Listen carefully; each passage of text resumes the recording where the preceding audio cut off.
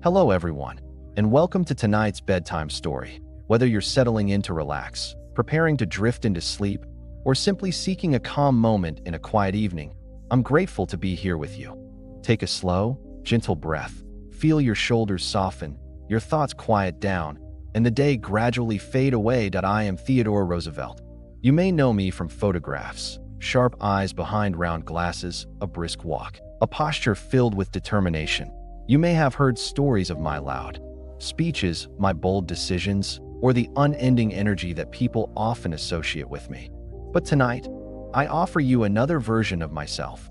Not the rushing statesman, not the fearless adventurer, but a person remembering his journey with tenderness and calm. And I want to take you back to the beginning, to the days when I was frail, breathless, and uncertain.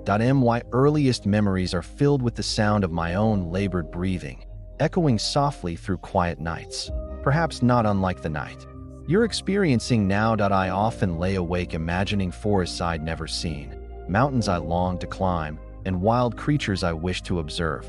Those dreams felt distant, and yet they kept pulling me forward. That longing to see, to grow, to become stronger, shaped everything that followed. Bit by bit, I learned to breathe through the struggle, to walk further, to push beyond what I once believed my body could endure. Nature became my first teacher, and courage became its gift to me. I end the story we are about to explore together. I will guide you softly through my childhood, through the moments that rebuilt my strength, through the unexpected paths that led me into military service, and the turns of fate that brought me into politics. I will tell you why I love the wilderness so deeply, why I fought for reform, and how I came to carry the responsibility of becoming the 26th President of the United States. You do not need to hold on to each word. Let them drift around you like a gentle breeze. A quiet rhythm that helps your mind unwind. If you fall asleep as I speak, that is perfectly all right. My story will continue its calm pace, weaving softly into your dreams, letting history and rest meet in the quiet space of the night. Now, come with me. Let us return to a warm morning filled with sunlight. I was born on October 27, 1858, in a warm, sunlit house on East 20th Street in New York City. To many, New York in those days was a place of noise and movement. But for me, as a small child, the world felt much smaller, contained within rooms filled with books, gentle voices, and the quiet worry of those who watched over my fragile health. From the very beginning, my body seemed unprepared for the world. My breaths came quickly, sometimes sharply, as if each one required a small battle. I remember lying in bed, feeling my chest tighten, and hearing my parents' soft footsteps outside the door. They spoke in low tones, their concern wrapped in tenderness. Yet even in those difficult moments, the world beyond my window fascinated me. I often pressed my face against the cool glass, looking at the sky, the birds that perched on the rooftops, and the movement of people on the street. I longed to run among them, but my body would not allow it. Not my father, Theodore Roosevelt Sr., was a man of great kindness and a strength that did not need to shout. He believed deeply that character mattered more than circumstance. I still remember the way he looked at me, never with pity, but with an unwavering belief that I could become strong. Despite everything, he would sit beside my bed, place his hand gently on my shoulder, and tell me, "Theodore, you must not let your body define your spirit." At that age, I did not fully understand his words, but I felt their warmth. They became a quiet seed planted in the depths of my heart, waiting for the right moment to grow. My mother, Martha, brought gentleness into our home. She moved with a softness that made even a difficult day feel lighter. When my asthma attacks worsened, she would sit beside me, reading stories in a calm, soothing voice. I remember the sound more than the words, a rhythm that helped me forget the tightness in my chest. It was during those long nights of breathing slowly, trying to ease the pressure in my lungs, that my imagination blossomed. Since my body could not explore the world, my mind did. I dreamt of forests I had never seen, of great plains stretching farther than my eyes could follow, and of wild animals wandering freely in lands untouched by cities. These dreams became my escape, and eventually, they became my motivation. As I grew older, the question was not whether I wanted to be strong. It was whether I could endure the struggle to become so. The doctors offered little hope. They said I should be careful, avoid exertion, and stay within the comfort of home. But deep inside, something resisted that future. I wanted more. My father understood this longing before I even had the words to express it. One day, he took me for a walk, slow at first, so I would not lose my breath. When we reached a quiet corner of Central Park, he turned to me and said, "You have the mind, Theodore, but not yet the body. You must build it. Build it." Those words became the turning point of my entire childhood. From that moment, I chose to fight against the weakness that had defined my early years. It was not a single decision, but a continuous journey.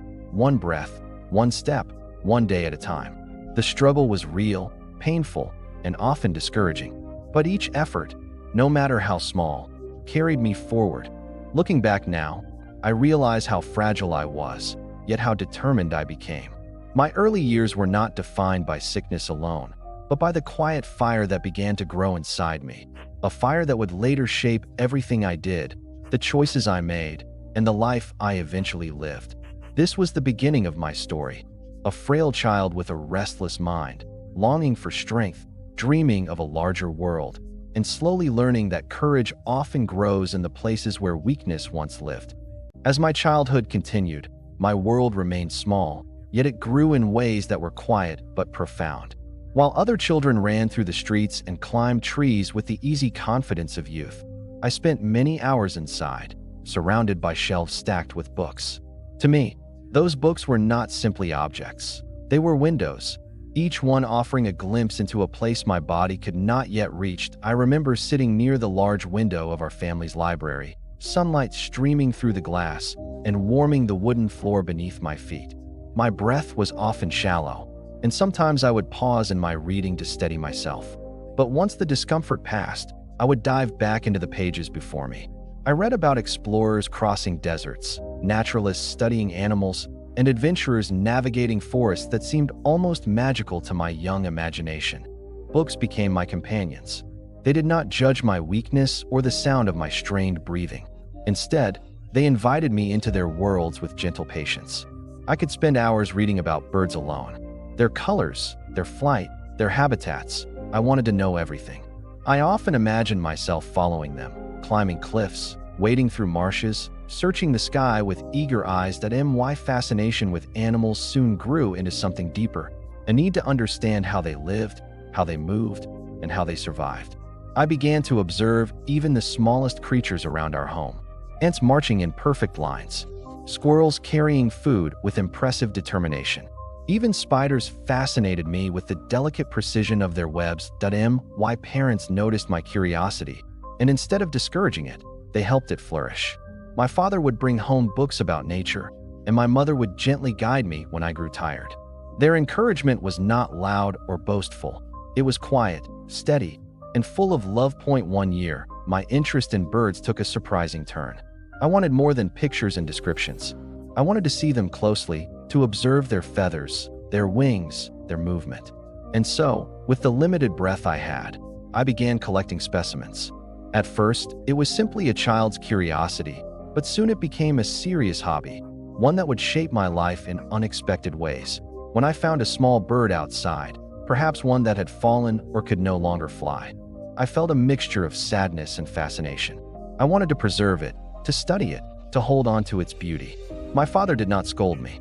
Instead, he recognized a passion forming inside me. He guided me gently, showing me how to handle the fragile creatures with care, teaching me the importance of respect for life, even in death. My bedroom gradually transformed into a small museum. Shelves held carefully arranged birds, and notebooks filled with observations lined my desk. I would record everything I saw: the shape of a wing, the color of a feather, the pattern of flight I had witnessed. Looking back, I realized this period planted the earliest seeds of my lifelong dedication to nature. The world outside still felt distant, but through study, I found a way to reach it. Though my lungs were weak, my curiosity was strong enough to push my boundaries. My siblings, especially my brother Elliot, often saw me hunched over a book or examining a bird specimen with the seriousness of a scientist.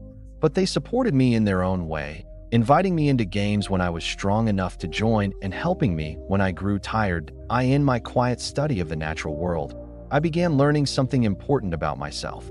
That knowledge could expand my world even when my body could not.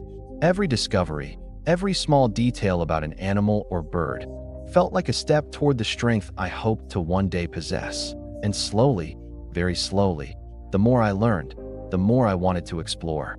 My dreams became more vivid. The forests and plains I imagined grew wider. I could almost feel the wind that rustled through the trees, hear the distant calls of animals I had never seen. The world felt alive, vibrant, waiting for me. But at that time, I still lacked the strength to greet it. That I could only prepare myself, piece by piece, through knowledge, observation, and imagination. This was the season of my life when I learned to watch closely, to notice the small details that others overlooked. The world did not rush me.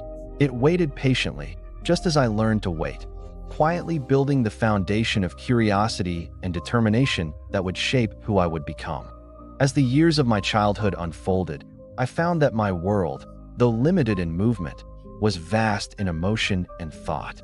Living with a weak body teaches one to listen, to every breath, to every moment of silence, and to the gentle shifts of life that many overlook. Those quiet lessons became part of me, shaping my mind long before my body found its strength. There were days when the weight in my chest grew so heavy that even turning in bed felt like a challenge. On those days, sunlight drifting through the curtains became my comfort. I would watch dust particles float slowly in the golden light, dancing in patterns I could never quite predict. Such small, simple things soothed me more than I realized at the time. And yet, even with the physical limitations, there was always something stirring inside me. A small but persistent desire to do more, to become more. It was not ambition, not yet. It was something quieter, like a whisper in the background of my mind. My mother's gentle presence was the pillar of my early years. I remember her soft southern accent, her calm footsteps, and the serene patience she carried with her. When my breathing grew fast and uneven, she sat beside me, placing a cool hand on my forehead. She rarely spoke during those moments. She didn't need to. Her presence alone steadied me like an anchor in a restless sea. My father, on the other hand, was a quiet force of optimism. He never denied my condition, never pretended that my struggle did not exist, but he refused to let it define the course of my life. He often carried me up the stairs when breathing became difficult, his strong arms lifting me effortlessly. But even then, he would say softly, "You are stronger than you know, Theodore. One day you will prove it." At the time, I wasn't sure if he was comforting me or challenging me. Perhaps he was doing both. From inside our home, I listened closely to the sounds of the world outside, the distant clatter of carriage wheels, children laughing in the street, the calls of vendors selling their goods. Each sound felt like an invitation, a reminder that a larger life waited just beyond the walls that sheltered me. There were mornings when I would gather all the strength I had and ask my siblings to open the windows wider so that I could hear the city more clearly. Sometimes I imagined myself running with the neighborhood boys, imagining the feel of the wind on my face. My lungs would tighten even at the thought, but my spirit reached for that freedom as if it were already mine. One memory from those early years remains especially vivid. I was sitting near the fireplace, a blanket wrapped around my legs, reading a book about animals of the American West. The pages showed buffalo roaming across wide plains, wolves standing proudly beneath the moonlight, and wild horses racing through canyons. The images felt alive. I could almost hear the thunder of hooves, almost feel the earth tremble beneath them. That night, when I closed the book, I felt something shift inside me. I wanted to see those creatures with my own eyes. More than that, I wanted to stand among them. I wanted to breathe the same air they breathed, feel the rhythm of the land beneath my feet. It was the first moment I realized that my dreams were larger than the sickroom that held me. Even as my body remained frail, I began to understand that strength came in many forms. Some children were born with strong limbs. Others, like me, were born with strong curiosity. And sometimes, curiosity becomes a bridge to courage. My siblings often tried to include me in their adventures. Even when I grew tired quickly, they never made me feel like a burden. My brother Elliot, energetic and brave, would describe the outside world to me in vivid detail, where he had climbed, what he had seen, what new wonders he had discovered. His stories fed my imagination, pushing me further into a world I longed to explore myself.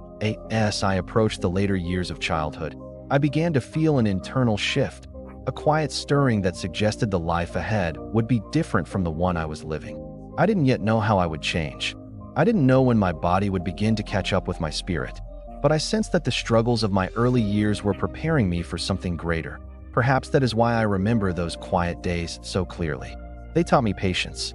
They taught me observation. They taught me to study the world before I rushed into it. Most of all, they taught me that adversity, no matter how painful, can become a teacher. My early childhood was not marked by dramatic events, but by gentle, formative moments that built the foundation of my resolve. I learned early on that strength is not something one always possesses from the beginning. Sometimes, it is something one must chase, slowly and determinedly, until it becomes impossible to ignore. And so, even in the stillness of those years, my story was already beginning. When I look back on the years that followed my childhood, I often think of them as a slow awakening, an emergence from the fragile shell that had contained me for so long. I was still young, still learning how to breathe freely, still discovering what it meant to shape myself rather than simply endure the world. But somewhere in those early teenage years, I began to understand that strength did not arrive on its own. It had to be summoned, day after day, through effort, intention, and a willingness to grow. I remember standing by the window of our home on a cool autumn afternoon, watching the leaves fall in gentle spirals. Their descent felt peaceful, but there was something in the crisp air that stirred restlessness within me, something urging me to step beyond the limits I had quietly accepted. I told myself that if I wanted to live fully, I could no longer remain defined by frailty. And so began the slow transformation that would guide the rest of my life. My father encouraged this newfound resolve in ways both gentle and firm. He believed, with all his heart, that I was capable of more than I realized. He never scolded me for weakness, never demanded that I become something different. Instead, he offered a steady presence, always ready to help, always willing to support, yet always trusting that the final push had to come from me. I can still hear his calm voice. "Theodore, you have the mind and spirit for great things. Build the body to match." Those words settled into me like seeds waiting for sunlight. That I began with simple exercises, movements that left me breathless at first, yet strangely hopeful. Each day I pushed a little harder, extending my limits by mere inches. The room where I practiced felt small, but to me it became a world of possibility. Every bead of sweat was a step away from the fear that had shadowed my childhood. But this awakening was not only physical. It was also the stirring of curiosity, the beginning of a deeper relationship with the world around me. I devoured books with a hunger I had never known before. Stories of distant lands, of animals and landscapes untouched by civilization, filled my imagination.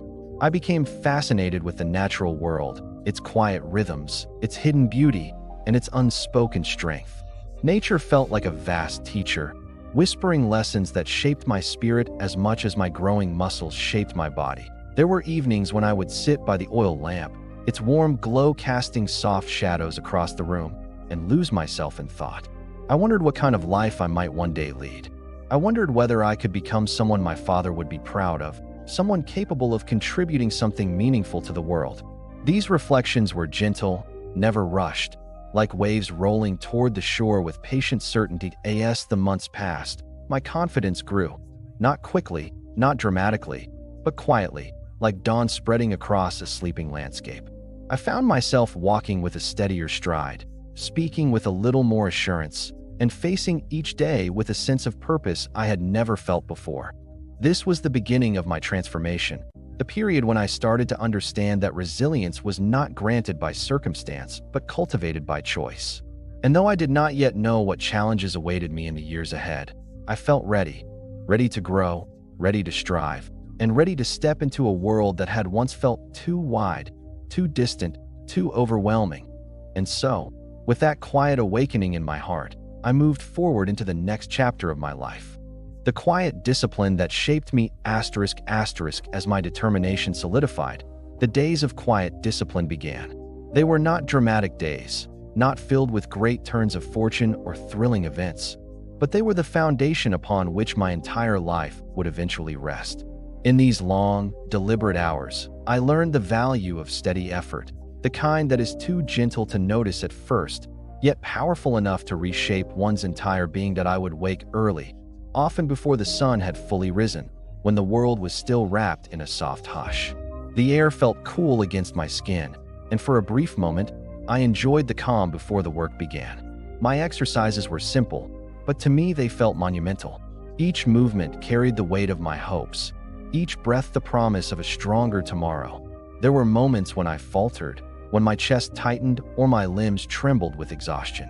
The fear from my childhood, fear of breathlessness, of weakness overtaking me again, would sometimes return in quiet waves. Yet I learned not to recoil from it. Instead, I faced it gently, patiently, as one might greet an old companion. Fear, I realized, did not always need to be conquered. Sometimes it only needed to be understood. My father often watched from a distance, not hovering, not intervening, but present in a way that made me feel safe. His eyes held a calm confidence, a reassurance that my effort mattered, even when progress was slow. When I paused to catch my breath, he would simply give a small nod, as if to say, "You're doing well. Keep going." Those small gestures meant more to me than any grand speech. Outside, the natural world became my second teacher. I began taking long walks, allowing the steady rhythm of my footsteps to soothe my thoughts. Trees swayed gently overhead, their branches whispering in the wind. Birds called to one another in soft melodies, and I found myself listening, truly listening, to the quiet life around me. I felt connected to something larger than myself, something steady and ancient. On some afternoons, I climbed the small hills nearby, each ascent a little victory. I was not strong yet, not in the way I hoped to be, but I could feel strength gathering inside me like a slow-growing flame. The world no longer felt distant. It was within reach, responding to my effort, welcoming me into its vast embrace. At night, I often returned to my books. They were companions just as loyal as any friend. I read about explorers who crossed mountains and oceans, about naturalists who spent years studying creatures hidden deep in forests or deserts. Their stories widened my imagination and made my dreams feel less like fantasies and more like goals waiting patiently in the distance. The words I read strengthened my spirit, just as my daily exercises strengthened my body. There were evenings when I lay awake, not out of worry but out of possibility. I wondered what paths my life might someday take. The idea of public service had not yet entered my mind in any clear form, but I felt a stirring, a growing desire to do something meaningful, something beyond myself. I did not know what shape that calling would take, only that I wanted to rise to meet it when the time came. These days were not loud or heroic, but they were essential. They taught me the beauty of persistence, the quiet joy of improvement, and the peace that comes from growing at one's own pace. When I look back, I can see that it was in these unremarkable hours that the foundations of my character were laid. And though I did not yet realize it, every step I took, every book I read, every quiet breath drawn in determination was preparing me for a future far greater than I could imagine. A new confidence, quietly growing *** with each passing month. The transformation within me deepened, not in sudden bursts, but in soft, gradual shifts that were almost imperceptible until I paused to look back. What had begun as a fragile attempt to escape weakness was slowly becoming a steady, grounded confidence, the kind that grows with patience, reflection, and gentle persistence. There was a morning I remember vividly. The sky was pale, washed with the faint colors of dawn, and the world outside my window seemed touched by a delicate stillness. I woke feeling lighter, not because my body had suddenly become strong, but because something within me had aligned, like a door quietly clicking into place. I stretched, took a deep breath, and realized I did not dread the day's exertions. Instead, I welcomed them. My exercises no longer felt like burdens. They became part of my rhythm, a quiet dialogue between intent and effort. I felt my lungs open with more ease, my steps grow more assured, and my heart beat with a calmer, steadier pulse. Even on the days when fatigue settled heavily upon me, I found a kind of peace in simply trying, in honoring the commitment I had made to myself. As I grew stronger, my world expanded in subtle, meaningful ways. I began exploring farther from home, wandering through fields and along narrow paths where the earth felt cool beneath my boots. I would study the shapes of leaves, the patterns of moss on old stones, the delicate movements of small creatures in the underbrush. These small discoveries filled me with wonder. They reminded me that the world was not something to fear, but something to appreciate, to learn from, to cherish. My fascination with nature soon became a steady passion. I carried small notebooks with me, scribbling observations about birds, insects, and plants. At the time, I didn't think of these notes as anything important. They were simply my attempt to understand the world that had once overwhelmed me. But in truth, these early observations were shaping my mind, sharpening my curiosity, and giving me a sense of companionship with the living earth. Reading remained my quiet refuge. I often spent evenings curled beside the warm glow of a lamp, turning pages slowly, letting the thoughts of explorers and thinkers flow through me like a soft current. These writers became my silent mentors. Their journeys stirred something within me, a longing not just to witness the world, but to participate in it, to contribute to it in ways that mattered. Still, I did not feel rushed. My dreams were not demands, they were gentle invitations. I knew that growth required patience, and I accepted that without hesitation. Perhaps it was because I had once been so fragile that I had learned to value slow progress. Each small improvement felt like a quiet victory. My relationship with my family softened and deepened during this time as well. My father continued to be my anchor, steady and encouraging, his presence always reassuring. My mother offered gentle affection, reminding me that kindness, toward others and toward oneself, was as vital as strength. Even my siblings contributed to my growth, sometimes playfully challenging me, sometimes offering comfort without saying a word. There were evenings when we would all sit together in the dimming light, each of us occupied with our own thoughts or tasks, yet connected by a shared warmth. In those peaceful moments, I felt a sense of belonging that strengthened me as much as any exercise could. Gradually, I became aware that my mind was no longer shaped by fear. I still had moments of uncertainty, but they no longer defined me. Instead, there was a growing steadiness, a quiet trust in myself, in my ability to face the unknown, in my capacity to endure and grow. The transformation was subtle but profound.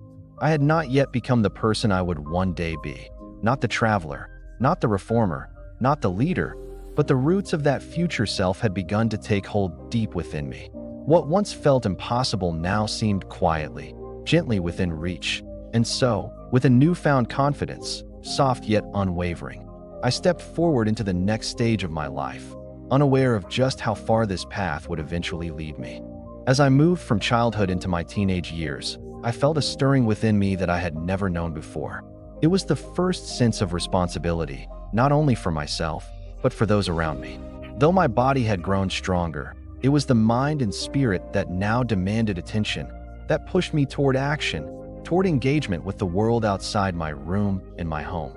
School became a landscape of opportunity and challenge. I quickly realized that the lessons learned from books and observation were not enough on their own. To truly grow, I had to engage with others, to speak, to argue, to persuade, and sometimes to endure the judgments of my peers. These experiences were often uncomfortable, but they taught me lessons no text could convey. The importance of courage, of standing firm in my beliefs, and of learning to listen as much as to speak. That I remember one particular day at the boarding school I attended. A classmate challenged me during a debate, questioning not only my knowledge, but also my character. My first instinct was hesitation, my chest tightened, and my throat felt raw, but I forced myself to take a breath, to focus, and to respond thoughtfully. That moment, small as it seemed, was a turning point. I realized that leadership required more than strength of body. It required clarity of thought, calm under pressure, and the courage to act in spite of fear. Outside the classroom, I sought opportunities to test myself physically and mentally. Long walks, hiking in the countryside, and organized sports became arenas in which I measured my growing capabilities. Every challenge, every fall, and every success taught me patience, resilience, and the value of perseverance. That I also discovered a love for service. Helping others, whether in small daily gestures or in larger collaborative tasks, brought a sense of purpose I had not yet understood. It was not about recognition or reward, but about understanding one's place within a larger community, about using whatever strength I had to contribute meaningfully. These lessons, learned quietly and gradually, would shape the way I approached life and leadership for the years to come. My family continued to support me, always present yet never intrusive. My father's quiet counsel, my mother's gentle encouragement, and the playful camaraderie of my siblings formed the foundation on which I could build. I began to understand that leadership was not born in isolation. It grew through relationships, through observation, through the humility to learn from others while nurturing one's own strengths. And though I did not yet know what form my leadership would take, the seed had been planted. It was a small, persistent flame, quietly growing within me. I felt its warmth, even in moments of uncertainty, and I learned to trust that it would guide me when the time came to. In these early years, I was still the boy who had spent hours with books and observing birds. Yet now, I was also becoming a young man ready to engage with the world, ready to act with purpose, and ready to step into the path that life had begun to open before me. As I grew older, I became more aware of the world beyond my immediate family. I began to understand that life was not only about personal growth or achievement, but also about connection and responsibility. It was during this period that I first encountered the idea that leadership was not about power or recognition, but about service, understanding, and perseverance. School offered lessons far beyond textbooks. I observed the way students interacted, the quiet hierarchies, the moments when fairness and justice were ignored or upheld. These experiences were sometimes frustrating, often challenging, but they taught me more than any formal lesson. I learned to speak up for those who could not, to defend the ideas I believed in, and to approach disagreements with a balance of firmness and understanding. I remember organizing small activities among classmates, reading groups, informal debates, and even sports challenges.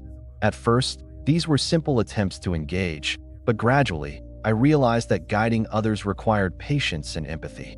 Encouraging a shy or uncertain student to participate, mediating conflicts, or simply listening became my first lessons in leadership.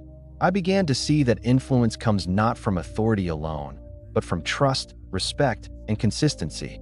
Outside the classroom, my interest in nature continued to grow.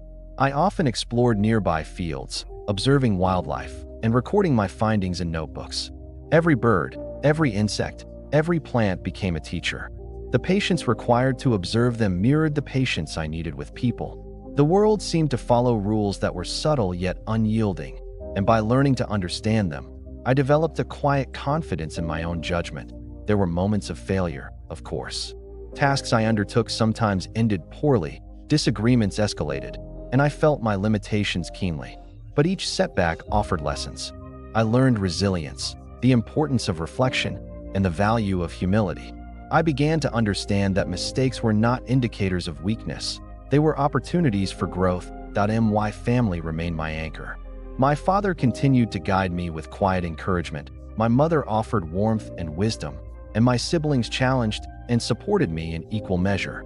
These interactions taught me that leadership and responsibility were inseparable from community, that strength is meaningful only when shared and exercised with care. By the end of these formative years, I could see the outlines of the person I wished to become. I was stronger physically, more confident mentally, and more attuned to the world around me. I understood that true leadership would require courage, intelligence, empathy, and an unwavering commitment to serve something greater than myself. And so, quietly, steadily, I continued to grow, preparing, with patience and persistence, for the life of action and purpose that awaited me. As my teenage years progressed, I began to seek challenges beyond the walls of school and home. It was not reckless ambition that drove me, but a quiet desire to test the limits of my body, mind, and spirit. Every small adventure, every climb up a hill, every long walk through the woods, every journey into the unknown, taught me lessons I could not learn from books or lectures. I remember one autumn afternoon when I decided to explore a distant ridge, guided only by curiosity and the maps I had drawn myself. The path was uneven and rocky, and my legs ached more than I expected. Yet with each step, I felt a growing sense of purpose. I learned how to pace myself, how to observe the environment for signs of safety and opportunity, and how to trust my own judgment. By the time I reached the top, the view stretched endlessly before me, a panorama of forests, rivers, and rolling hills. In that moment, I realized how small yet capable I truly was, and how much the world had to offer to those willing to venture. Schoolwork, debates, and natural exploration were joined by new responsibilities at home and in my community. I often assisted with family affairs, organized chores, or helped neighbors in small but meaningful ways. Each act, however modest, reinforced a growing understanding. Leadership and service are inseparable. I began to appreciate the quiet influence one can exert, the ways in which simple actions ripple outward, touching lives in ways unseen. Physical challenges continued to shape me. I took up boxing and fencing, learning discipline, strategy, and respect for both opponents and myself. These lessons were as much about character as about skill. I discovered that courage was not the absence of fear, but the decision to act in spite of it. Every sparring session taught humility, resilience, and the value of persistence. Friendships deepened during these years as well. I sought companions who were curious, energetic, and willing to explore both ideas and landscapes. Together, we navigated forests, debated ideas, and challenged one another to grow. These relationships taught me empathy, cooperation, and the joy of shared discovery. I learned to lead without commanding, to listen without judgment, and to encourage without pressuring. Evenings were often spent reflecting on the day. I wrote in journals, recording observations about nature, thoughts about lessons learned, and dreams for the future. These quiet sessions strengthened my self-awareness and shaped the ideals I would carry into adulthood. I began to understand that a life of action requires not only effort but also reflection, not only courage but also understanding. By the close of these years, I felt an emerging confidence that combined strength, knowledge, and empathy. I was no longer simply the fragile child I had once been. I had become a young man who understood that challenges, both physical and intellectual, were not threats to avoid, but opportunities to embrace. And though the path ahead remained uncertain, I felt ready. I had learned to observe, to act, to serve, and to grow. The foundations of leadership, courage, and perseverance had been laid, quietly but firmly, preparing me for the life that awaited beyond these early years. Entering Harvard was unlike any experience I had known. The buildings, grand and solemn, seemed to whisper of centuries of knowledge, of young men and women who had come before me with hopes, ambitions, and dreams. I walked those halls with a mixture of awe and quiet determination. I was eager to learn, to grow, and to test the limits of my mind, as I had already begun to test the limits of my body. The academic environment was rigorous and demanding. I discovered that intelligence alone was not enough. One needed discipline, curiosity, and the courage to challenge oneself daily. Professors encouraged us to think critically, to question conventional wisdom, and to engage with ideas that were unfamiliar or uncomfortable. I embraced these challenges, often spending long hours in libraries, poring over books and documents, losing myself in the history of nations, the science of natural phenomena, and the philosophy of human thought. But Harvard was not only about academics.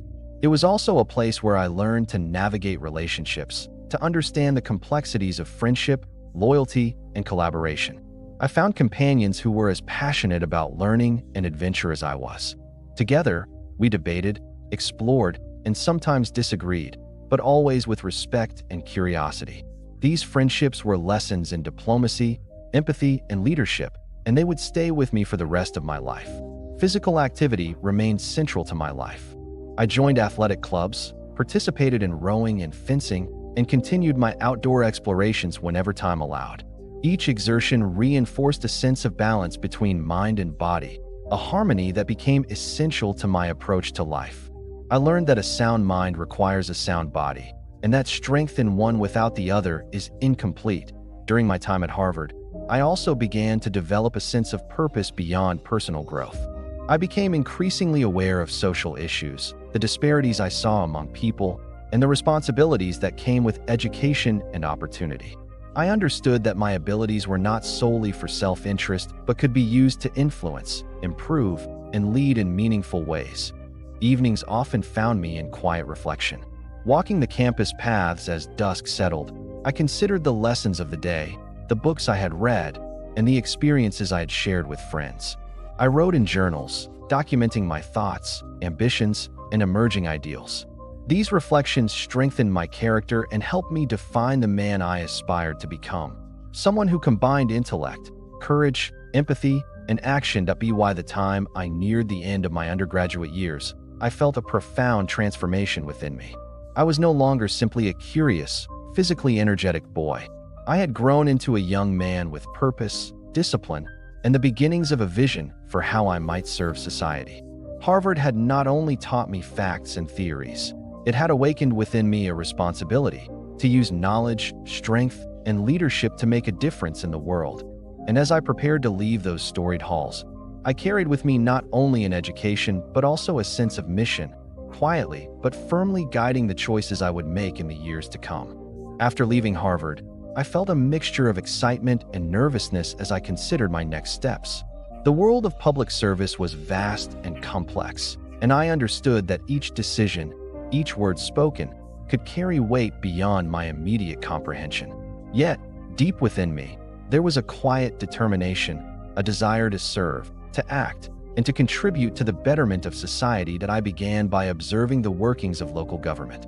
I spent hours attending council meetings, listening to speeches, and reading reports. At first, it was overwhelming. The processes, the debates, and the intricate balance of interests seemed labyrinthine.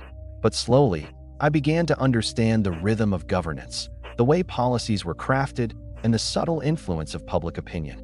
Every detail, no matter how small, mattered to them. My first opportunities to participate were modest. I assisted in community events, helped organize town meetings, and supported campaigns for public improvements. I walked the streets, spoke with residents, and listened to their concerns. Each encounter reminded me that leadership is not about power or status. It is about understanding, empathy, and the willingness to act on behalf of others. There were challenges and moments of doubt. Sometimes, my efforts seemed insignificant in the face of bureaucratic inertia, and the magnitude of societal problems felt daunting. Yet each small success, a well-received speech, a policy suggestion adopted, a constituent helped, reinforced my conviction. I realized that meaningful change often begins with quiet, persistent effort rather than grand gestures. That I also discovered the importance of mentorship. Seasoned politicians and community leaders offered guidance, advice, and sometimes criticism. I absorbed their lessons, learning how to navigate the delicate balance of principle and pragmatism, how to advocate effectively, and how to maintain integrity amidst competing interests. Their wisdom became a compass, helping me chart my own course in the early stages of public life. Physical activity and personal discipline continued to anchor me. Boxing, hiking, and other pursuits provided balance and perspective, reminding me that resilience of the body and mind go hand in hand. Even on the busiest days of political engagement, I carved out time for exercise, reflection, and reading, recognizing that sustained energy and clarity of thought are essential for effective service. By the end of these early months in politics, I felt a sense of purpose taking root. I understood that leadership requires patience, empathy, courage, and commitment. More importantly, I knew that the path I had chosen was not for recognition or accolades, but for the quiet satisfaction of serving others and making a tangible difference in the lives around me. And so, cautiously but determinedly, I continued forward, ready to face the challenges, learn from mistakes, and grow into the kind of public servant I aspired to be. As I continued my early political career, the world of public service revealed its complexities in ways I had not fully anticipated. The issues were vast. Education, public health, infrastructure, and civic welfare all demanded attention, and the needs of the people often outpaced the resources available. I quickly realized that leadership was as much about patience and strategy as it was about passion and energy. My days became filled with meetings, discussions, and correspondence. I listened to teachers concerned about school funding, merchants worried about trade regulations, and citizens seeking solutions to pressing local problems. Each story shaped my understanding of governance, highlighting the delicate balance between ambition, principle, and pragmatism. I learned to ask questions carefully, to weigh evidence thoughtfully, and to consider both short-term outcomes and long-term consequences. One of my earliest public responsibilities involved advocating for improvements in civic infrastructure. Roads needed repair, sanitation required attention, and community spaces were inadequate. I walked the streets, surveyed conditions, and spoke directly with residents to understand their experiences. I discovered that leadership often meant being present, attentive, and willing to do the work that others might overlook. The small victories, a street repaired, a public notice circulated, a problem resolved, brought tangible evidence that effort, dedication, and attention to detail could make a difference. There were setbacks and moments of discouragement. Not every proposal succeeded, not every voice could be heard, and some efforts met with resistance from those more interested in politics than in public good. Yet I learned resilience. I realized that service is not measured by immediate success, but by consistent effort, moral clarity, and the courage to persevere despite obstacles. Through these experiences, I began to see the broader role of leadership. It was not simply about making decisions, but about inspiring trust, cultivating cooperation, and demonstrating integrity. I learned that listening carefully, empathizing deeply, and acting decisively were the hallmarks of effective leadership. The people I served were not passive observers. They were active participants whose needs, hopes, and challenges shaped every decision I made. Mentorship continued to play a vital role. Senior officials, experienced politicians, and respected community leaders offered guidance, helping me navigate the subtleties of legislation, negotiation, and advocacy. Their advice reinforced the importance of maintaining one's principles while adapting to the practical realities of public life. I absorbed these lessons, gradually learning to balance idealism with pragmatism. As the months progressed, I found myself growing more confident, more skilled, and more attuned to the responsibilities of public service.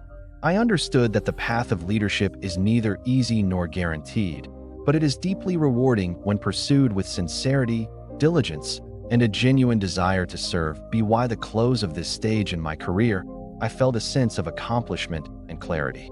I had begun to understand the rhythms of governance, the importance of personal integrity, and the ways in which thoughtful, persistent effort could bring meaningful change. I was ready to take on larger responsibilities, guided by experience, reflection, and an unwavering commitment to the public good. By the time I entered the state legislature, I had gained a foundational understanding of public service, but the realities of political life proved to be both humbling and demanding. The legislature was a place where ideals met practical realities, where differing perspectives often collided, and where every decision carried consequences for countless citizens. My early days in the legislature were filled with observation and learning. I attended sessions, listened carefully to debates, and studied the intricacies of lawmaking. I quickly realized that compromise, negotiation, and patience were as essential as conviction and principle. Leadership required not only the ability to act, but also the wisdom to listen, reflect, and choose the right moment to speak or intervene. One of my first significant responsibilities involved legislation related to civil service reform. I worked tirelessly to understand the needs of public employees, the concerns of taxpayers, and the broader implications for government efficiency and fairness. I met with officials, union representatives, and ordinary citizens, gathering perspectives that informed my decisions. Each discussion deepened my understanding that leadership is a dialogue, not a monologue, and that effective policies emerge from listening as much as from proposing solutions. Challenges were abundant. Some colleagues resisted change, others pursued personal agendas, and bureaucratic inertia often slowed progress. I faced criticism and skepticism, learning early that public service demands resilience and composure. Yet each success, passing a measure that improved schools, supporting an initiative for public health, or helping a constituent navigate the system, reinforced my belief in the importance of steadfast commitment to the public good. That I also began to understand the value of visibility and communication. It was not enough to act. One had to ensure that the people understood the intentions and outcomes of legislative work. I wrote articles, gave speeches, and engaged directly with communities, emphasizing transparency, integrity, and accountability. These efforts strengthened my connection with the public and underscored the principle that leaders serve best when they remain close to those they represent. Mentorship remained critical. Experienced legislators guided me through parliamentary procedures, helped me interpret legal frameworks, and advised on the subtleties of political negotiation. I absorbed these lessons, combining them with my own judgment, energy, and ideals to navigate complex political landscapes. As I gained experience, I began to see the broader impact of legislative work. Policies were not abstract. They affected the daily lives of families, workers, and communities. I realized that leadership entails responsibility for outcomes, that decisions matter, and that public trust must be earned continuously through integrity, diligence, and thoughtful action. By the end of my tenure in the state legislature, I felt a deeper sense of purpose and capability. I had grown from an eager observer to an active participant, confident in my ability to serve with both principle and pragmatism. These experiences laid the groundwork for the next stages of my political journey, preparing me to face larger challenges and assume greater responsibilities in the service of my state and nation. After serving in the state legislature, I felt both prepared and eager to take on responsibilities at the national level. The experiences I had gained, listening to constituents, navigating legislation, negotiating with colleagues, had shaped my understanding of leadership, but I knew that the challenges ahead would be far greater in scope and consequence. The transition was both exciting and humbling. National politics demanded an understanding of diverse perspectives, complex policies, and the interplay of regional and federal interests. I immersed myself in study and observation, learning about national governance, foreign affairs, economic policy, and the intricate balance of power within Congress. I knew that preparation, discipline, and intellectual rigor would be essential to serve effectively. Campaigning for a seat in Congress was a test of endurance, strategy, and communication. I traveled extensively, meeting people from urban centers, rural communities, and industrial towns. Each conversation deepened my understanding of the hopes, struggles, and priorities of citizens across the state. I realized that politics at this level required not just eloquence, but empathy, patience, and the ability to listen and respond thoughtfully to a vast array of voices. Once elected, I faced the challenge of representing constituents on issues that were often complex and divisive. I quickly learned that compromise was not a weakness, but a necessary skill for progress. I worked to build coalitions, foster understanding among colleagues, and advocate for policies that balanced principle with practicality. The decisions I made were scrutinized closely, and I came to understand the weight of responsibility inherent in public service at the national level. Even as demands increased, I maintained personal discipline. Physical exercise, outdoor adventure, and study remained essential parts of my routine, helping me stay grounded, focused, and resilient. I continued to read widely, reflect deeply, and seek counsel from mentors who had navigated the challenges of national leadership before me. Through these early years in Congress, I began to see the broader impact of legislation. Decisions about trade, infrastructure, and public welfare were not abstract. They affected livelihoods, families, and communities in tangible ways. I learned to weigh each choice carefully, considering both immediate consequences and long-term implications. Leadership at this level demanded vision, courage, and the persistence to see initiatives through to completion. By the end of this period, I felt both humbled and inspired. Humbled by the complexity of the challenges and inspired by the potential to effect meaningful change. I understood that national service required dedication, integrity, and an unwavering commitment to the public good. These experiences solidified my resolve to continue on this path, prepared to face the trials, responsibilities, and opportunities that lay ahead on the national stage.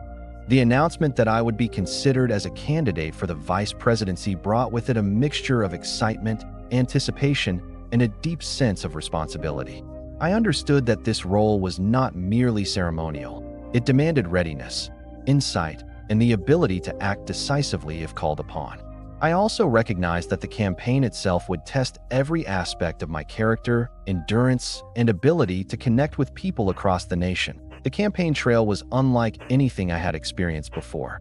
I traveled long distances, often in harsh conditions, addressing crowds in cities, towns, and rural districts. Every speech, every handshake, every interaction was an opportunity to listen, learn, and inspire. I focused on conveying my principles, my dedication to reform, and my belief that public service must be grounded in integrity and a commitment to the common good that I quickly realized that campaigning at the national level required both strategy and authenticity. Voters were discerning, curious, and sometimes skeptical. It was not enough to simply speak about ideals. I had to demonstrate understanding, empathy, and the practical application of my experience. Listening became as important as speaking, and each constituent's story shaped the way I approached policy and engagement. Endurance was critical. The physical demands of travel, combined with endless meetings, speeches, and interviews, tested both body and mind. Yet I found strength in discipline, drawing on years of personal training, outdoor activity, and intellectual preparation. Each day, I reminded myself that the true purpose of this journey was to serve, to represent the people with courage, insight, and unwavering integrity. The campaign also brought the challenge of balancing visibility with humility. While it was important to be seen and heard, I wanted every action to reflect principle rather than ego.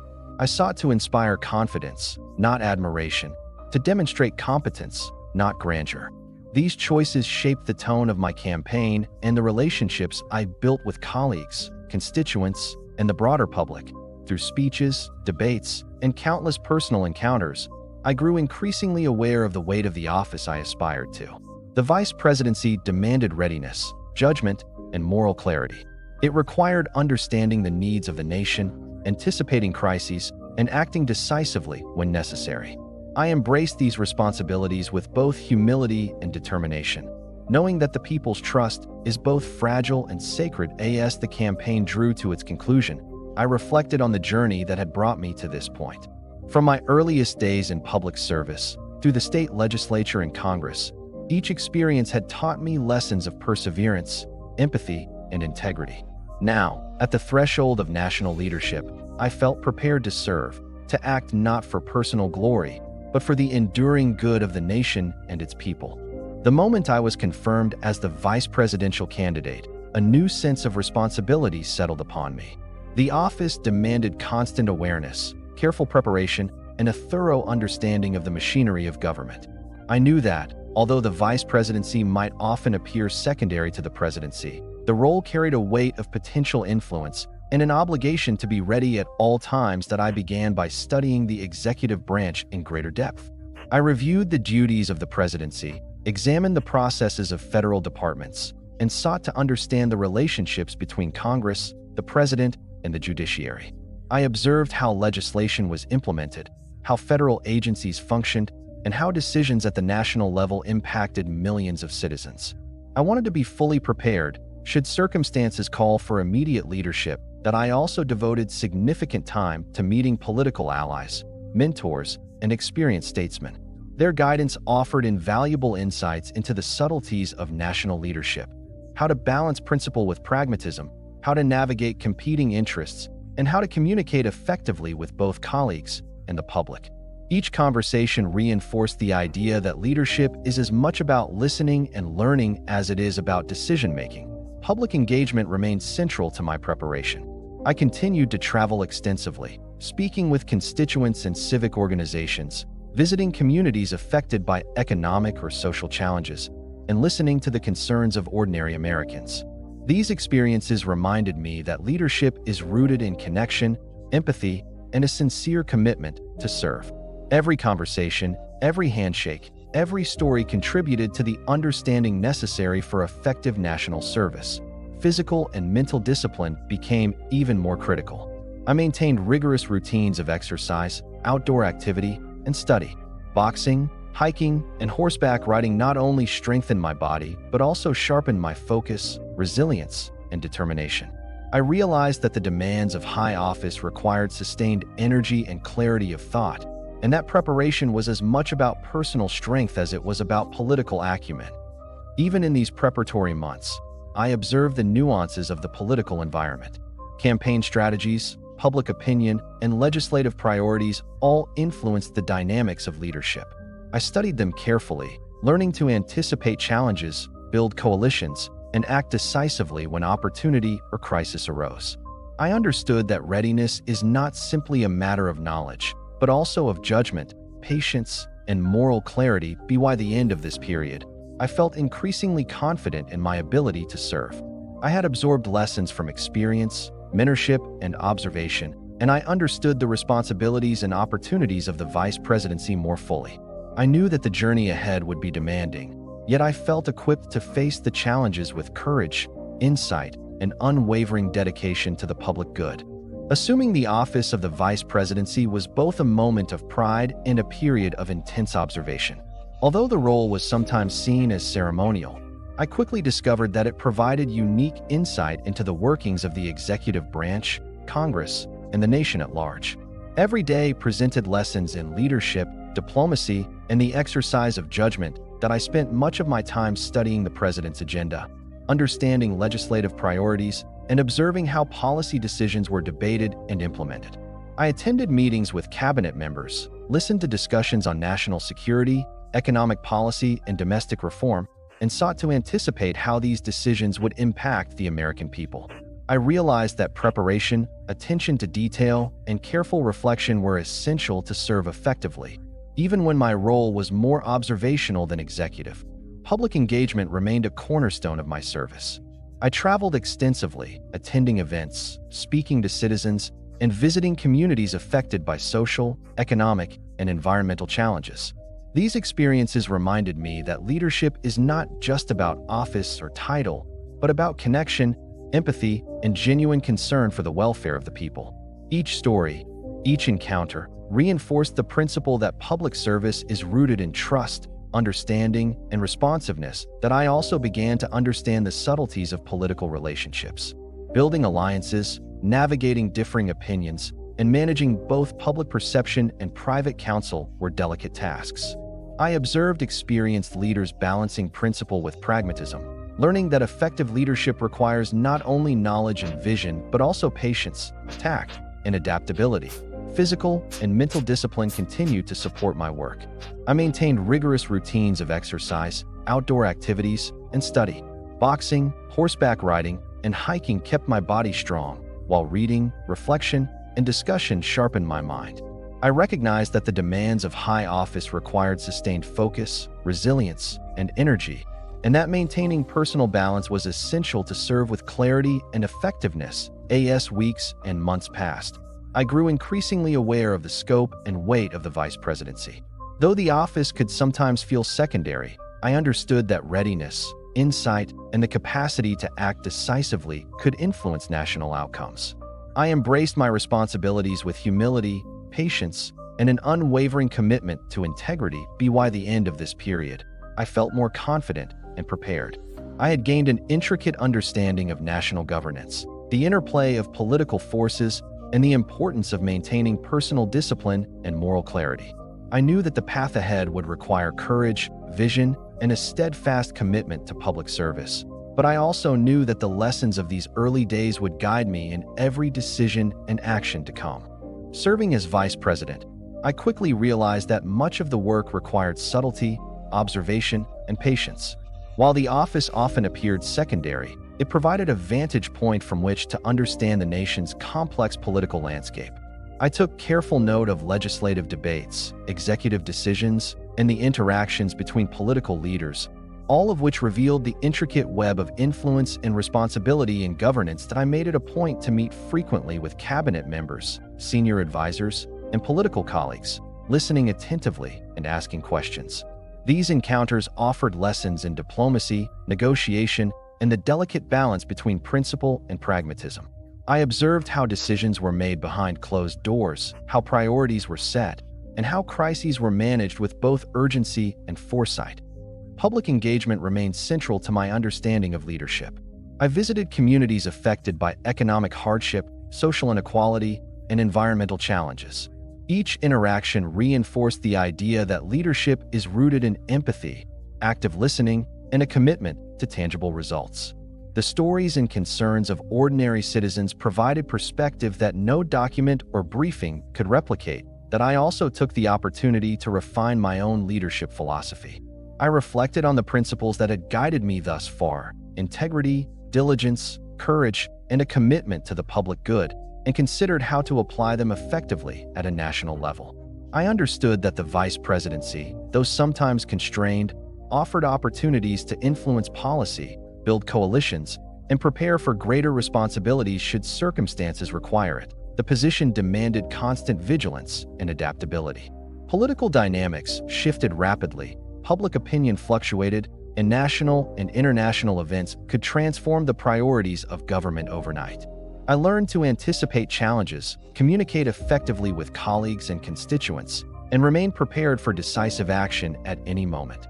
Through these experiences, I grew increasingly confident in my ability to navigate complex political environments. I understood the importance of judgment, moral clarity, and the steady cultivation of alliances and relationships. Even in a role often perceived as secondary, I recognized the opportunity to observe, learn, and prepare for the future, understanding that readiness and insight are as critical as direct authority in public service. By the end of this period, I felt that my years as vice president had provided invaluable lessons in observation, diplomacy, preparation, and the quiet exercise of influence. They solidified my resolve to continue serving with integrity, courage, and dedication, ready for the challenges and responsibilities that awaited beyond the vice presidency. The transition from vice president to the next stage of leadership arrived under circumstances both shocking and sobering. The sudden passing of President McKinley left the nation in mourning, and it left me thrust into a position of profound responsibility. The weight of the office was immediate, undeniable, and historic. I understood that I was no longer a spectator or advisor. The presidency now rested upon my shoulders. In those first hours, a mixture of grief, urgency, and determination filled my mind. The loss of the president was felt deeply across the country, and I knew that calming a nation, maintaining continuity of government, and addressing immediate concerns were of paramount importance.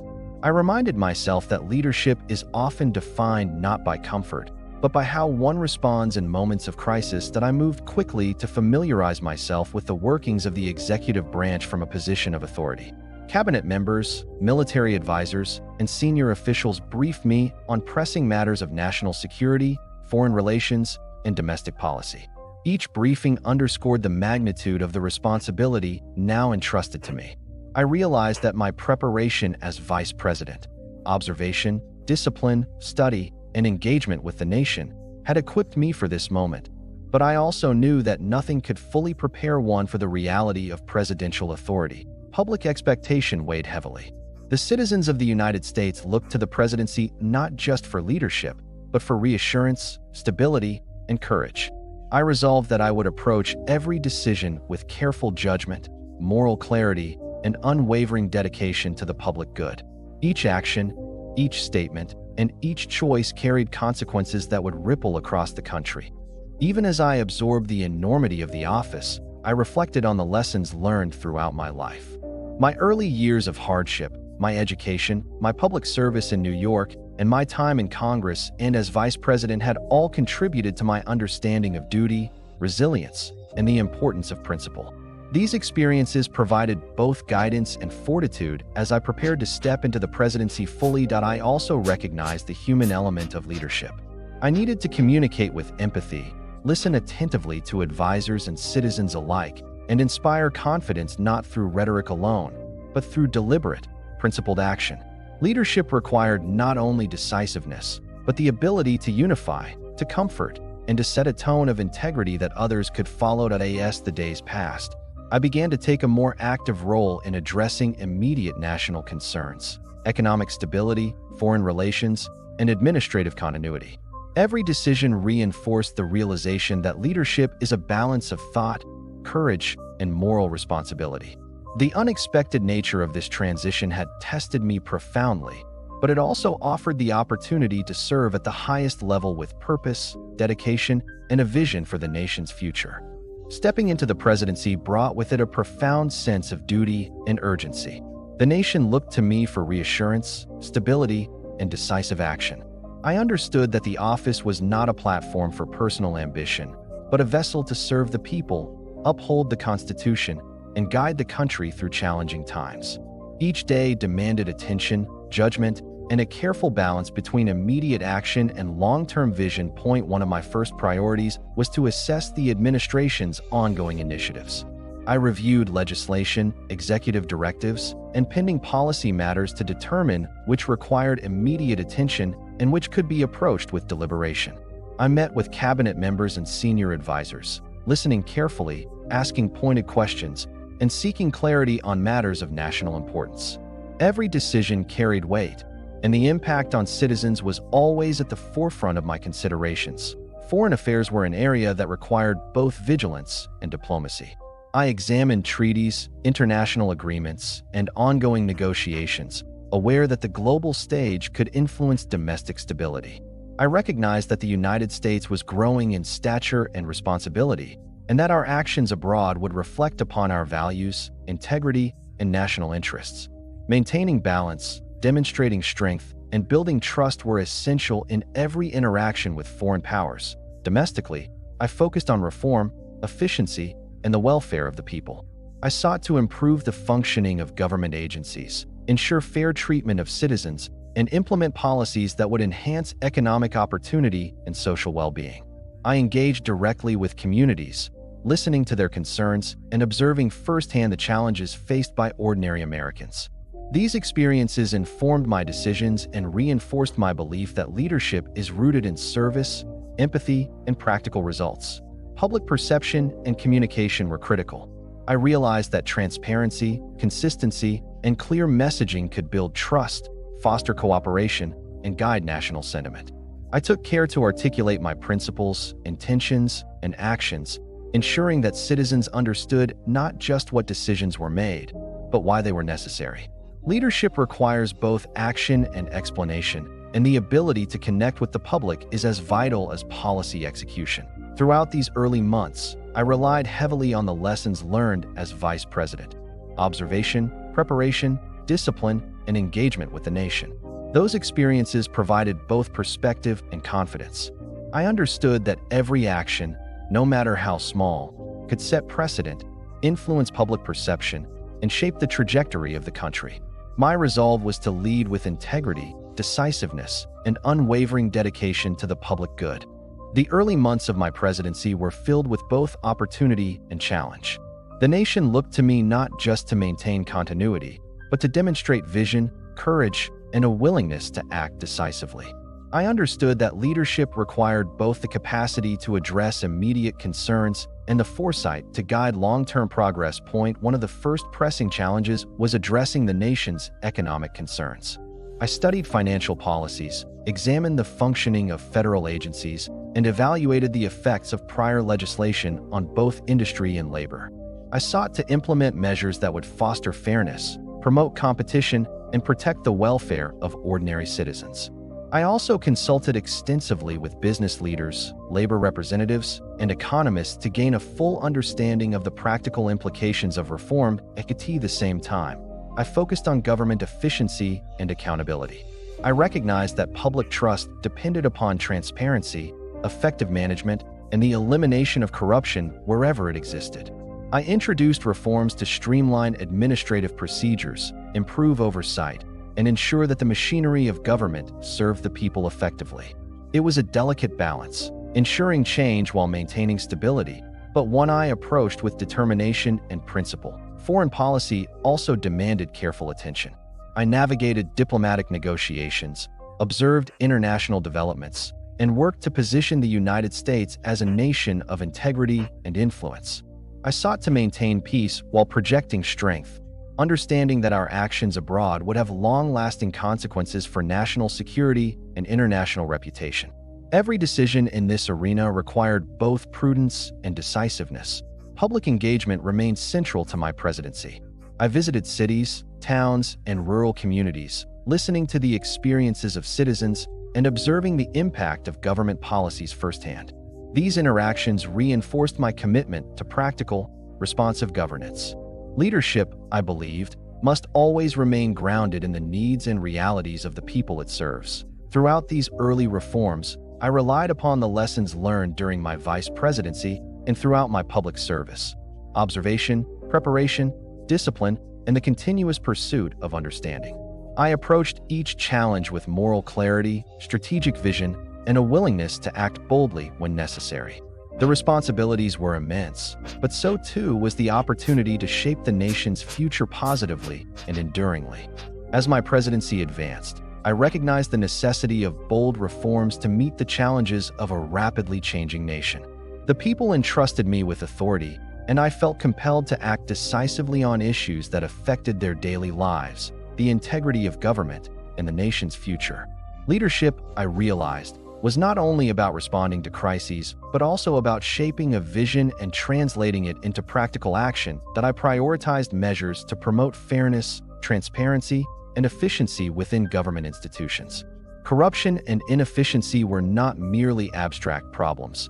They directly affected citizens' trust and opportunities. By implementing administrative reforms, strengthening oversight, and insisting upon accountability, I sought to restore public confidence and ensure that the machinery of government functioned in the best interest of the people. Economic regulation and reform were central to my agenda. I examined corporate practices, competition, and labor conditions, seeking to balance the growth of industry with the protection of workers and consumers.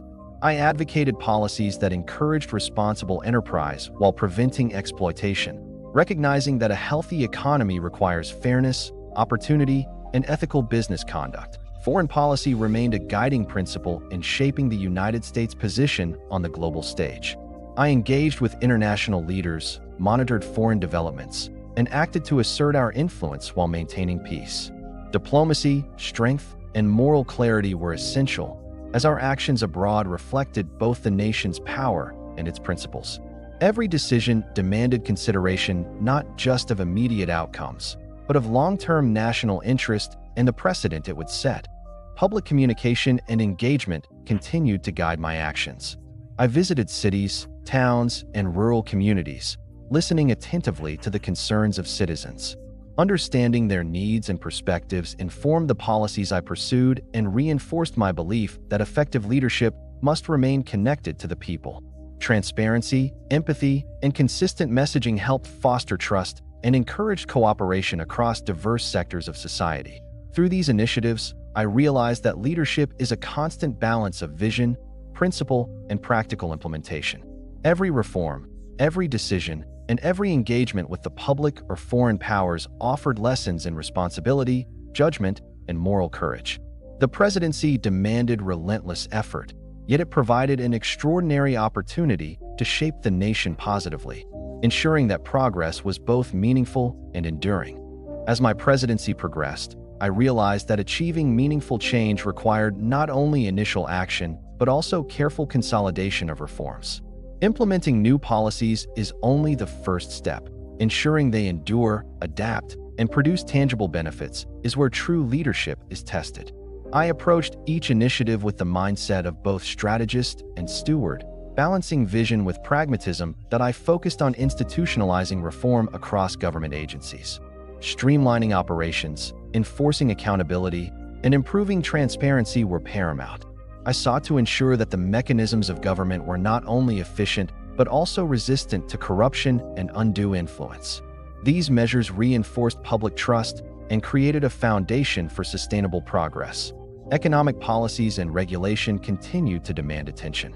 I encouraged fair competition, protected workers' rights, and promoted responsible business practices.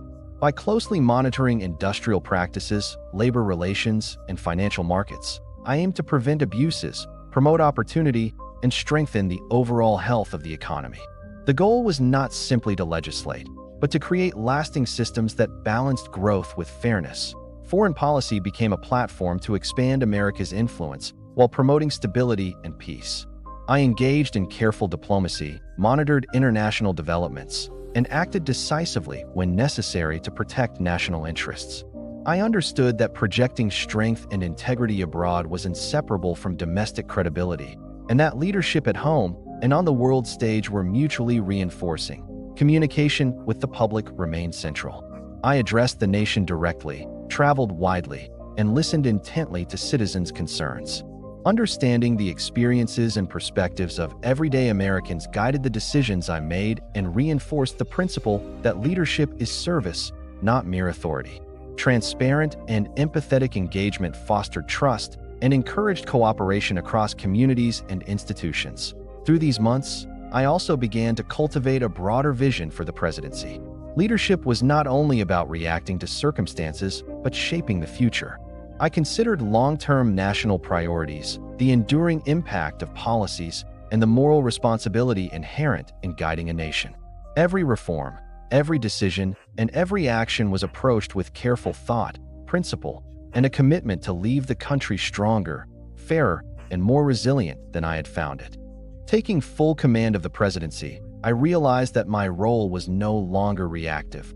It demanded proactive vision, moral clarity, and steady resolve. The nation looked to me not merely to maintain continuity, but to lead decisively, implement meaningful reforms, and uphold the trust placed in me by the American people.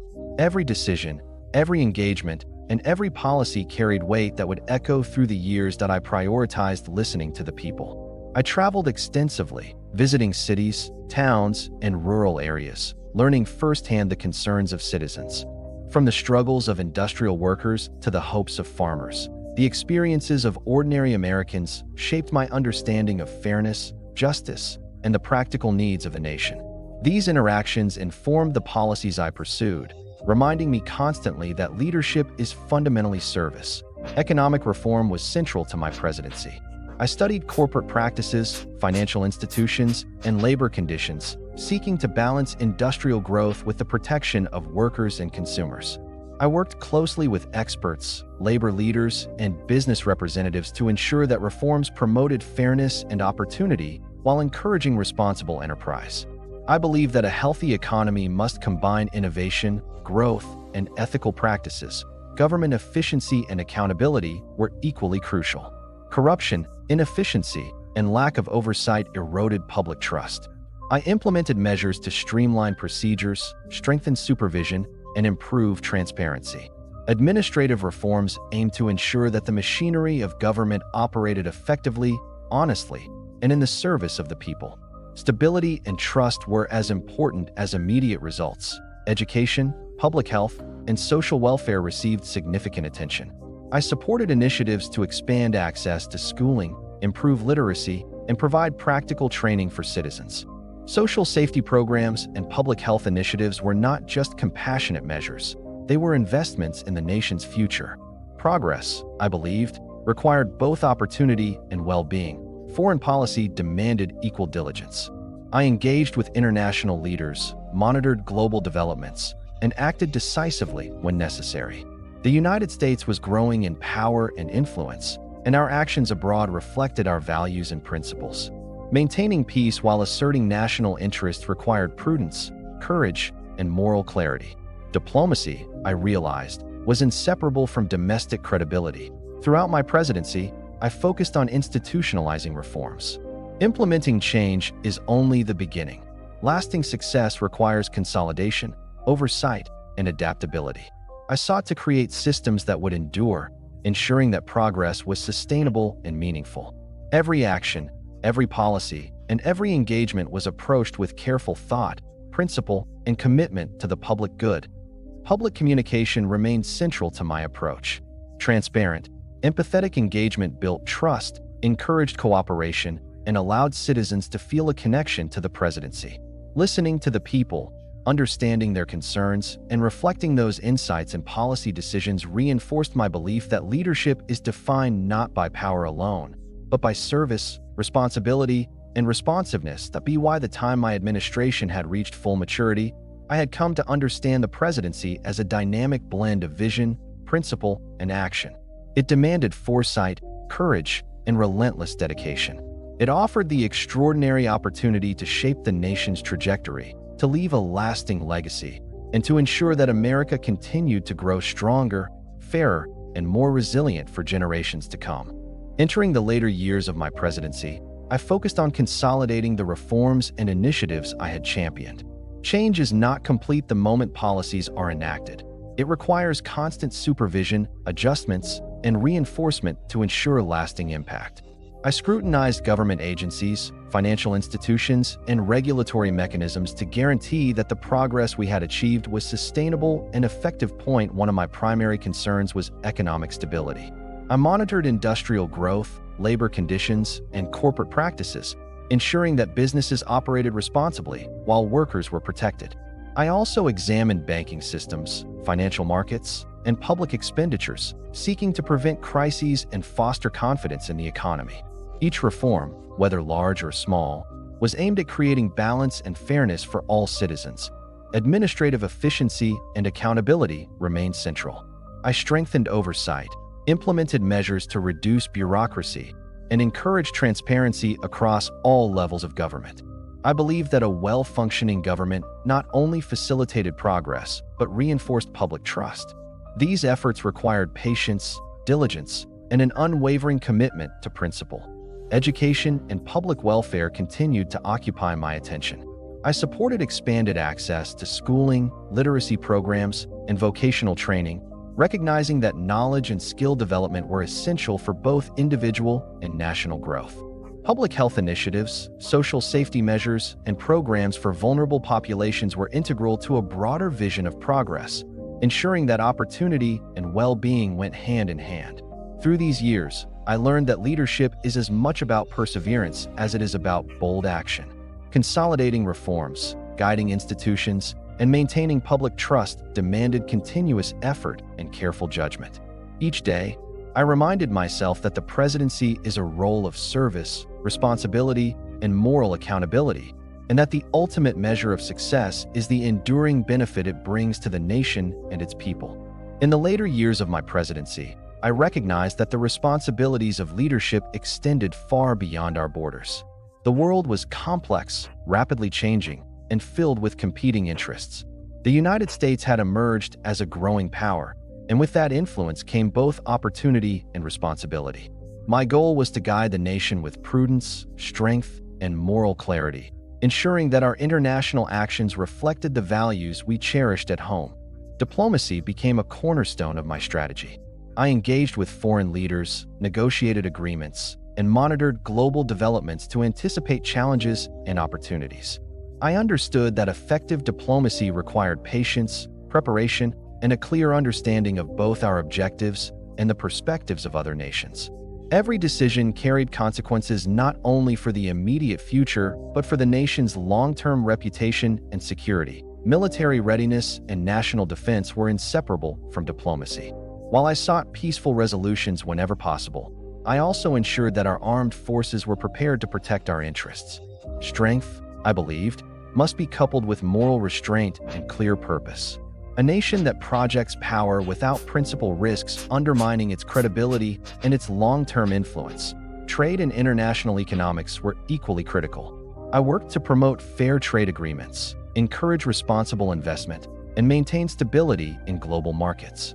Economic strength abroad reinforced national stability at home, and I recognized that fostering equitable relationships with other nations could support both prosperity and security. Throughout these challenges, communication with the American people remained central. I explained our foreign policy initiatives, addressed concerns about conflicts or alliances, and emphasized the moral and strategic reasoning behind each action. Leadership, I realized, required transparency and trust, both at home and abroad, to ensure that our nation moved forward with confidence and purpose. These years taught me that a president must balance the demands of domestic governance with the responsibilities of international leadership.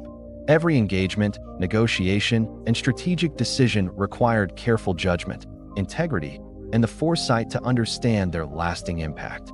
The ultimate goal was not only to protect our nation, but to shape a world in which American principles of fairness, justice, and responsibility could thrive. During the final years of my presidency, I concentrated on deepening domestic reforms and addressing social challenges that had persisted throughout my time in office.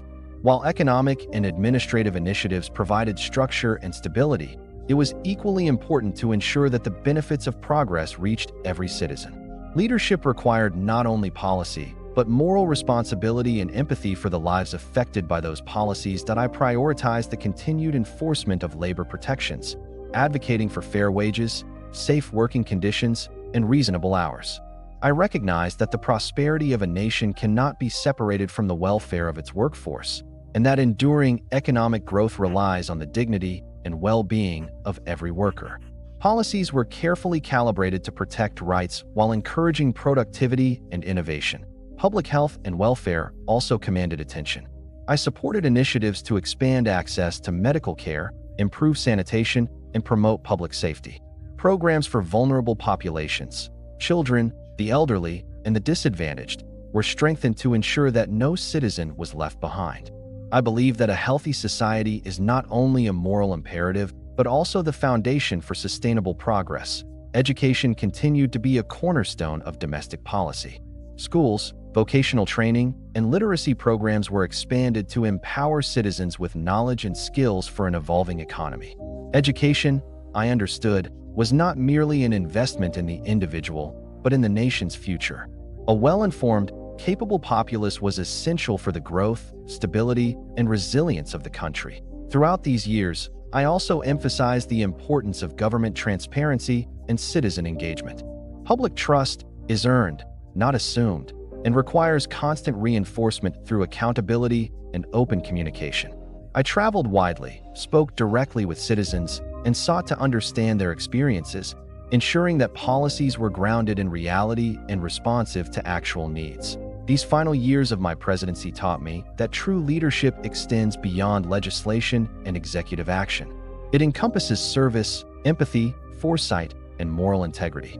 By focusing on both structural reform and the social well-being of the population, I hope to leave a legacy of fairness, opportunity, and resilience, ensuring that the nation was stronger, wiser, and more just than it had been when I first assumed office.